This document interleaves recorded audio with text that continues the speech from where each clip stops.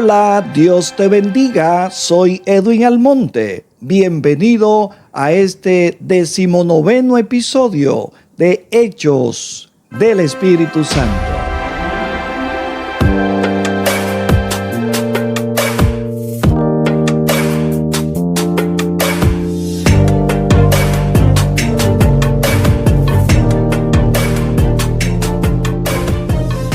Lucas nos habla a nosotros de la persecución que hubo contra los cristianos en Jerusalén. En Hechos 8:1 se registra esta persecución que hubo contra la iglesia. Los cristianos comenzaron a dispersarse por diferentes localidades y aprovecharon para llevar el mensaje de vida, de esperanza y de salvación a los perdidos. Realmente la motivación de estos hermanos llegar a esos lugares no fue el amor hacia los perdidos, sino que fruto de esa persecución se vieron obligados a llegar a esos territorios y aprovecharon para sembrar la semilla del evangelio. Nosotros en estos tiempos no tenemos persecución, pero tenemos tiempo y podemos ir a cualquier localidad a sembrar la semilla del evangelio. ¿Qué estás tú haciendo a favor de los perdidos? Hechos del Espíritu Santo, episodio número 19. Hoy vamos a hablar sobre el ministerio de Bernabé y Saulo. El objetivo es resumir 4 apreciaciones referentes del ministerio en Antioquía, relacionar esto con su ministerio. La lectura bíblica que vamos a estar abordando es Hechos capítulo 11, 19 al 30, la cual leemos en el nombre de Jesús. Ahora bien, los que habían sido esparcidos a causa de la persecución que hubo con motivo de Esteban, pasaron hasta Fenicia, Chipre y Antioquía, no hablando a nadie la palabra, sino solo a los judíos. Pero había entre ellos unos varones de Chipre y de Cirene, los cuales cuando entraron en Antioquía, hablaron también a los griegos, anunciando el evangelio del Señor Jesús. Y la mano del Señor estaba con ellos, y gran número creyó y se convirtió al Señor. Llegó la noticia de estas cosas a oídos de la iglesia que estaba en Jerusalén, y enviaron a Bernabé que fuese hasta Antioquía. Cuando llegó y vio la gracia de Dios, se regocijó y exhortó a todos a que con propósito de corazón permaneciesen fieles al Señor, porque era varón bueno y lleno del Espíritu Santo y de fe, y una gran multitud fue agregada al Señor. Después fue Bernabé a Tarso para buscar a Saulo, y hallándole le trajo a Antioquía, y se congregaron allí todo un año con la iglesia, y enseñaron a mucha gente y a los discípulos. Se les llamó cristianos por primera vez en Antioquía. En aquellos días unos profetas descendieron de Jerusalén a Antioquía, y levantándose uno de ellos, llamado Agabo, daba a entender por el Espíritu que vendría una gran hambre en toda la tierra habitada, la cual sucedió en tiempo de Claudio. Entonces los discípulos, cada uno conforme a lo que tenía, determinaron enviar socorro a los hermanos que habitaban en Judea, lo cual en efecto hicieron, enviándolo a los ancianos por mano de Bernabé y de Saulo. En este contexto histórico podemos ver que Antioquía estaba a 483 kilómetros, unas 300 millas al norte de Jerusalén. Tenía una población entre 250,000 y 500,000. Esto quiere decir que era una de las ciudades más grandes del mundo antiguo. Solo Roma y Alejandría eran más grandes. La calle principal de Antioquía era de 7 kilómetros de largo y 10 metros de ancho, y tenía columnas en los 2 lados.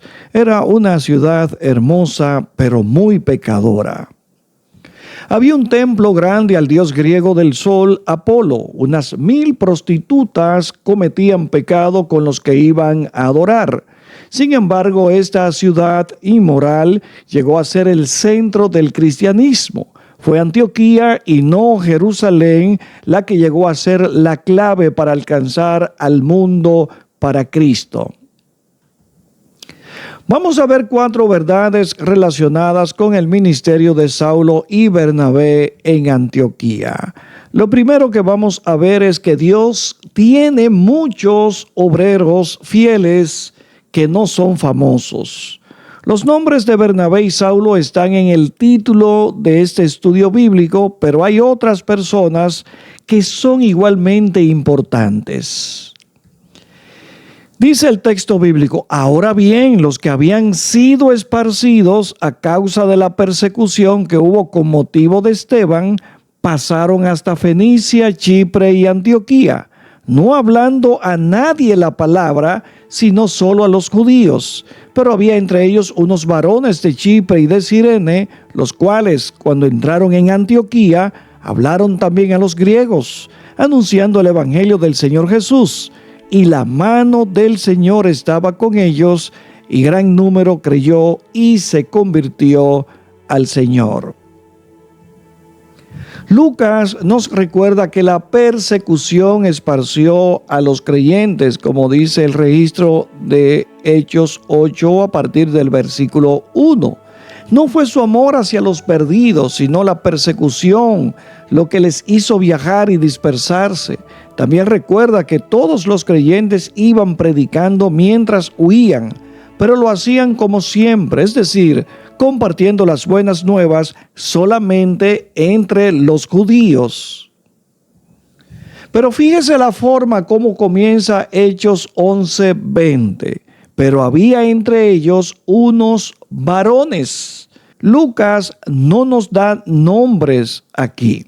Unos varones comenzaron a hablar a los griegos. Estos creyentes fueron héroes tal como Esteban, Felipe y Pedro. Estos eran valientes y llenos del Espíritu Santo. Obedecían a Dios por encima de la cultura o la tradición. ¿Cuál fue el resultado? Dice el texto bíblico: y gran número creyó y se convirtió al Señor. Esteban, Felipe y Pedro son creyentes famosos, pero debemos admirar del mismo modo aquellos que menciona la Biblia como unos varones. El cielo va a estar lleno de hombres y mujeres fieles que nunca fueron famosos. En la Biblia leemos acerca de un solo Elías, pero hubo otros 7,000 creyentes fieles cuyos nombres nosotros no conocemos, como registra primer libro de Reyes 19:14 al 18.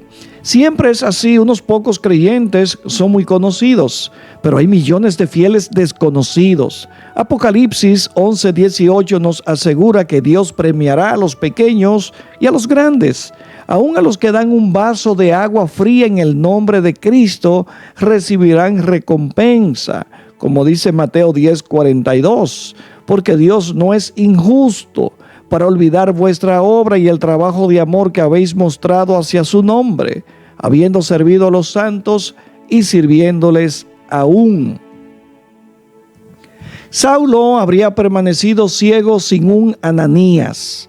Pedro habría estado mojado y hambriento sin un Simón el curtidor. Gran cantidad de viudas habrían tenido frío sin una Dorcas. Los griegos en Antioquía estarían en el infierno sin unos varones. Dios tendrá un lugar especial en el cielo para los pequeños, es decir, para los que son fieles, pero su nombre casi nunca se menciona. En la tierra tal vez la gente nunca lo vea a usted como un héroe, pero Dios siempre está llevando un récord. Dice el texto bíblico de Mateo 19:30, pero muchos primeros serán postreros y postreros serán primeros. Por 15 años la iglesia había predicado un evangelio solamente para los judíos. No estaba mal predicarle a los judíos para ganar otros judíos, pero cuando nosotros vemos la población de judíos de aquellos tiempos de apenas 4 millones comparada con los 250 millones de gentiles que vivían en el mundo, debemos decir entonces que la iglesia tenía una gran tarea, porque el mensaje de salvación, de vida y de esperanza Jesús le había dado a los discípulos para ir a todo el mundo, no solamente a la comunidad judía donde ellos se habían quedado diseminando el mensaje del Evangelio. Hay un gran número de culturas, pero un solo evangelio. Por 15 años la iglesia de Jerusalén había predicado un evangelio judío y estaba muy bien para alcanzar a los judíos de Jerusalén. ¿Por qué? Porque los judíos hablaban a otros judíos. Sin embargo, Jesucristo había ordenado a los creyentes que fueran por todo el mundo. Había aproximadamente 4 millones de judíos en el mundo, pero había 250 millones de gentiles. Eso significaba más de 60 gentiles por cada judío. Pero la iglesia de Jerusalén no estaba intentando llegar a los gentiles. Entonces comenzó la persecución y los creyentes se esparcieron. Unos varones predicaron las buenas nuevas a los griegos en Antioquía, de Siria. La palabra griega para una persona griega es heleno. Por lo tanto, las ideas griegas son helénicas. Antioquía era un centro importante del helenismo. Eso es, de cultura e ideas griegas. Así que los judíos dispersos predicaron en el griego. Estos testigos eran probablemente griegos helenísticos, judíos como Esteban. Ellos comenzaron con un nuevo método. Estos judíos predicaron para los griegos y hablaban en su idioma. Para ganar a una persona para Cristo se requieren dos cosas. Primero, debemos hablar el idioma que la persona perdida entiende. La mayoría de los griegos no comprenden si una persona les habla en hebreo. Segundo, debemos dar un mensaje que la persona perdida pueda comprender. Pocos griegos comprenden o aceptan un evangelio judío. Para llegar a ser un creyente en Jerusalén significaba tener que vivir bajo la ley, comer ciertos alimentos, ofrecer sacrificios de animales en el templo. Significaba circuncisión para los varones. En Jerusalén el judaísmo era la puerta a la iglesia. La iglesia de Jerusalén era judía. Es importante separar el evangelio de toda cultura. El Señor Jesucristo murió para quitar nuestros pecados, venció la muerte y regresará para llevarse a los suyos y juzgar a los pecadores. Jesucristo era judío, pero eso no significa que nosotros tengamos que aprender el idioma hebreo o adorar en las sinagogas. No es necesario que los gentiles se conviertan en judíos para llegar a ser cristianos. Tampoco es necesario que todos los creyentes se vean, se vistan, coman y adoren de la misma manera. Hay un solo evangelio, pero muchas culturas. ¿Deben los creyentes de África cantar las mismas canciones de los de América? ¿Se debería requerir a los bautistas adorar de la misma forma en que lo hacen los pentecostales? ¿Es necesario que todos los creyentes estén en pie o caídos en el piso ante la presencia de Dios? La persecución llevó a Felipe a Samaria y el Espíritu dirigió a Pedro hasta donde Cornelio. A pesar de esto, no tenían prisa todavía para ayudar a los gentiles. Aún Pedro continuó con su ministerio más que todo con los judíos. Pero el Señor inició un nuevo centro de evangelismo en Antioquía. Esta sería una iglesia que alcanzaría el mundo entero y no solo a los judíos. En otro punto vemos que Bernabé vio la gracia de Dios y exhortó a los creyentes a permanecer fieles al Señor. Hechos 11, 22 al 23 registra: llegó la noticia de estas cosas a oídos de la iglesia que estaba en Jerusalén, y enviaron a Bernabé que fuese hasta Antioquía. Cuando llegó y vio la gracia de Dios, se regocijó y exhortó a todos a que con propósito de corazón permaneciesen fieles al Señor. Observe tres cosas en estos versículos. Primero, Bernabé vio la evidencia de la gracia de Dios. La iglesia de Jerusalén envió al hombre indicado a Antioquía. Bernabé era una persona positiva y le gustaba animar a la gente. Una persona negativa como Tomás quizás no hubiera podido ver la evidencia. Posiblemente él hubiera visto la carencia de costumbres judías. Estos creyentes griegos no usaban filacterias, no comían alimentos judíos, no ofrecían sacrificios y ni siquiera los hombres estaban circuncidados. Muchos en la iglesia de Jerusalén tendrían dudas de la salvación de los creyentes de Antioquía, pero Bernabé se regocijó. Él vio la gracia de Dios. ¿Qué ve usted en un nuevo convertido? Algunos ven que tiene el pelo demasiado largo, o si es una mujer que usa el vestido demasiado corto, o que a esa persona le gusta escuchar la música muy alta. Quizá pueden ver que este nuevo convertido necesita hacer muchos cambios en su vida, pero Bernabé vio la evidencia de la gracia de Dios. Bendito es el nuevo creyente que está rodeado de personas como Bernabé. Es importante que nosotros demos a conocer a Jesucristo en la gracia en la cual nosotros hemos recibido esta salvación. No podemos colocar ataduras a los nuevos creyentes. Recordemos las palabras de Jesús cuando Él dijo que vinieran a Él todos aquellos que estuvieran trabajados y cargados, que Él le iba a hacer descansar. Jesús habló de un yugo suave, de una carga ligera, porque la enseñanza de Jesucristo basada en la gracia es suave, es ligera. Nosotros no debemos estar afanados ni cargados, viviendo preceptos y conceptos de la ley como lo vivían ellos en aquellos tiempos. La gracia de Dios se ha manifestado para salvación a todos los hombres, dice el apóstol Pablo a Tito.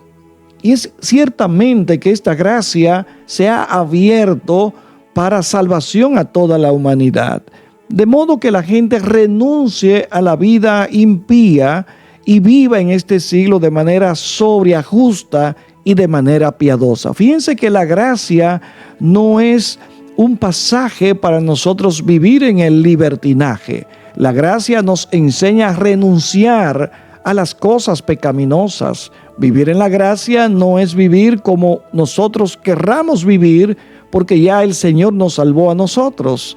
En la gracia se requiere tener estos conceptos claros. Debemos mantener una postura correcta en la gracia. Debemos alejarnos del pecado, vivir vidas santas, vidas organizadas, pero siempre entendiendo que no es lo que nosotros hacemos, sino lo que Cristo hizo a favor de nosotros, lo que realmente tiene importancia. Vivamos entendiendo lo que es la gracia de Dios y dejemos de estar afanados por estas obras que muchas veces están confundiendo a las personas que están creyendo que por sus propios méritos van a poder llegar al cielo. Los méritos que Dios aprobó son los méritos de Cristo. Él dijo: este es mi Hijo amado, en el cual tengo complacencia. Así que Dios se ha complacido de la obra de Cristo. Y una vez a través de esa obra de Cristo, nosotros hemos alcanzado el perdón de los pecados. Segundo, y exhortó a todos a que con propósito de corazón permaneciesen fieles al Señor. Fíjese lo interesante de todo esto. Este hombre, Bernabé, vio la gracia de Dios manifestada en aquel lugar. Y este hombre, cuando ve esa gracia de Dios, cómo Dios ha alcanzado a todos los gentiles, cómo Dios ha abrazado con esa fe a todas estas personas, este hombre lo que recomendó a ellos, a esa multitud, fue que permaneciesen fieles al Señor. Así lo dice el texto bíblico. Y exhortó a todos a que con propósito de corazón permaneciesen fieles al Señor. Bernabé, el hijo de consolación, los exhortó a permanecer fieles al Señor. ¿Por qué? Porque debemos permanecer fieles al Señor para llegar al cielo. Todo creyente es discípulo y todo discípulo es creyente. Discípulo es solo otro nombre para cristiano. Es cierto que algunas personas creen, pero más tarde se apartan de Jesucristo. No permanecen fieles al Señor. Todos los que se mantienen fieles son sus discípulos. Estos se convierten a Cristo y continúan fijando sus ojos en Él. pero los que se apartan de Jesucristo dejan de ser sus discípulos. Una persona llegará a la dirección a donde encamine sus pasos. Nadie camina hacia atrás para llegar a su destino. Jesucristo está en el cielo y aquellos que se convierten al Señor se dirigen hacia el cielo. Los que permanecen fieles al Señor continúan mirando hacia el cielo, pero los que se desvían de Él se encaminan hacia el infierno. Todas las personas, finalmente, llegarán al lugar hacia donde han encaminado sus pasos. La Biblia da muchas advertencias acerca de los que decaen en la fe, pero donde no hay peligro no hace advertencias. Un gran número de escrituras enseñan que el cielo es solamente para los que permanecen fieles al Señor. Por lo tanto, Bernabé exhortó a los nuevos creyentes de Antioquía y exhortó a todos a que permaneciesen fieles al Señor. Él no mencionó ninguna ley ni costumbre, sino que hizo énfasis en el Señor, pues solamente los que permanecen fieles a Él llegarán al cielo. Tercero, Él exhortó a todos a que con propósito de corazón permaneciesen fieles al Señor. No pase por alto las palabras con propósito de corazón. Estas palabras nos dan la clave para permanecer fieles al Señor. Dios ve el corazón de cada persona. Mediante las Escrituras y el Espíritu, Él habla a cada persona. Bernabé y Saulo alentaron y ayudaron a los nuevos creyentes para que permanecieran fieles al Señor. Es importante ayudar a los nuevos creyentes a fortalecerse en la fe para que sean capaces de vencer el pecado, las pruebas, las tentaciones y las falsas enseñanzas. Un buen fundamento les ayuda también a ser testigos fructíferos. Fue en Antioquía y no en Jerusalén donde primero llamaron cristianos a los discípulos. El significado de ser cristiano es ser seguidor de Cristo. ¿Cómo fue que los creyentes de Antioquía siguieron los pasos de Jesucristo? Ellos amaban a la gente de todas las razas y culturas. Antioquía llegó a ser el centro del ministerio para los gentiles. Pronto Bernabé y Saulo viajarían de ida y regreso desde allí. En otro punto podemos ver que los profetas son pocos, pero todos pueden profetizar.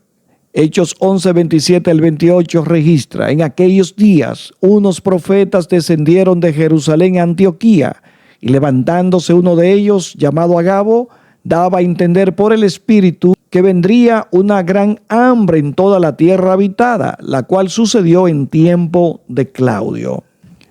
Un profeta es una persona que hace una revelación de Dios a otros. 16 libros del Antiguo Testamento tienen nombres de algunos de ellos. Jesucristo fue el profeta que Moisés mencionó.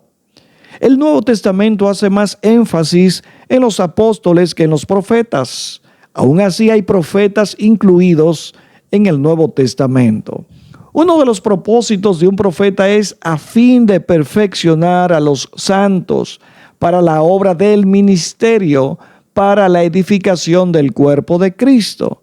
El mensaje de un profeta puede ser para edificación, para exhortación y para consolación. Puede ser también para advertir o para hablar del futuro. Necesitamos profetas hasta que todos lleguemos a la unidad de la fe y del conocimiento del Hijo de Dios, a un varón perfecto, a la medida de la estatura de la plenitud de Cristo. En otras palabras, necesitamos profetas hasta que lleguemos al cielo. Se necesita un llamado de Dios para ser apóstol, profeta, evangelista, pastor o maestro. Pocos son llamados a ser profetas, pero todos pueden profetizar. Joel nos da una promesa especial acerca de la venida del Espíritu Santo. Hechos 2, 17 al 18 lo dice de esta manera: en los postreros días, dice Dios, derramaré de mi espíritu sobre toda carne, y vuestros hijos y vuestras hijas profetizarán, vuestros jóvenes verán visiones, y vuestros ancianos soñarán sueños, y de cierto sobre mis siervos y sobre mis siervas en aquellos días derramaré de mi espíritu y profetizarán. Dios quiere que todo creyente desee ansiosamente los dones espirituales y en especial el de profecía. Pablo enfatizó que los creyentes se edifican orando en lenguas. Él oraba en lenguas más que los otros y en privado. Pablo deseaba que todos los creyentes oraran en lenguas, porque en esa forma serían edificados espiritualmente. Por supuesto, habrá tiempos en que los creyentes pueden orar en lenguas quietamente mientras están en la iglesia, pero aún más, Pablo quería que todos profetizaran. Esto nos recuerda las palabras de Moisés: ojalá que todo el pueblo del Señor fuese profeta y que Jehová pusiere su espíritu sobre ellos. ¿Por qué? ¿Por qué debemos desear profetizar? Porque la profecía edifica a toda la iglesia local. Debemos enseñar también que cuando la Biblia habla acerca de profetizar, está hablando de predicar la palabra del Señor. Por eso Pablo decía, es mejor profetizar que hablar en lenguas, porque Pablo entendía que era mejor dar una palabra de ciencia, de sabiduría y de conocimiento que hablar en lenguas que ni la entiende la colectividad ni la entiende el que habla. Por eso Pablo decía que él hablaba en lenguas más que todos ellos, pero Pablo lo hablaba en privado para edificarse a sí mismo, porque ese es el propósito de hablar en lenguas, la edificación de quien la habla y no de toda una colectividad, a menos que haya un intérprete de esas lenguas. Por un lado, Pablo nos enseña a no menospreciar la profecía. Por otro lado, debemos examinar cuidadosamente toda profecía, porque nunca deben contradecir las Escrituras. Hay profetas falsos y profecías que pueden ser incorrectas. Fíjese que Agabo era un profeta conocido. Él era de Jerusalén, el centro de la iglesia. Los profetas y las profecías del Espíritu Santo son de gran bendición. ¿Cómo ayudó la profecía de Agabo a los creyentes de Antioquía? Recuerde que los creyentes huyeron de Jerusalén y se esparcieron por Judea y Samaria. Por lo tanto, el hambre debió ser insoportable para ellos que habían perdido sus posesiones. Así que los discípulos griegos de Antioquía decidieron ayudar a los hermanos judíos en Judea. El texto bíblico de Hechos 11, 29 al 30 dice: entonces los discípulos, cada uno conforme a lo que tenía, determinaron enviar socorro a los hermanos que habitaban en Judea, lo cual en efecto hicieron, enviándolo los ancianos por mano de Bernabé y de Saulo. La ofrenda de Antioquía sirvió con dos propósitos. Primero, ayudó a los creyentes pobres de Judea cuando llegó el hambre. Y segundo, fortaleció la relación entre los creyentes gentiles de Siria y los creyentes judíos de Judea, y fue la profecía la que hizo posible estas bendiciones. En esta gráfica podemos ver algunos versículos en Hechos sobre profetas y profecías. Hechos 2:17 encontramos la profecía de Joel del Antiguo Testamento que se cumple aquel día del derramamiento del Espíritu Santo, el día de Pentecostés. También Hechos 3:22 al 23 registra una profecía acerca de Moisés. También Hechos 7:37, Hechos 11:27, Hechos 13:1, Hechos 13:6, 15:32, 19:6, 21:9 y 21:10 al 11 encontramos también profecías que se cumplieron en aquellos tiempos. Y nosotros concluimos. El ministerio de Bernabé y Saulo en Antioquía fue de gran bendición para la expansión del evangelio a comunidades gentiles, lo cual trajo un mayor crecimiento para la iglesia en aras de alcanzar todas las naciones del mundo.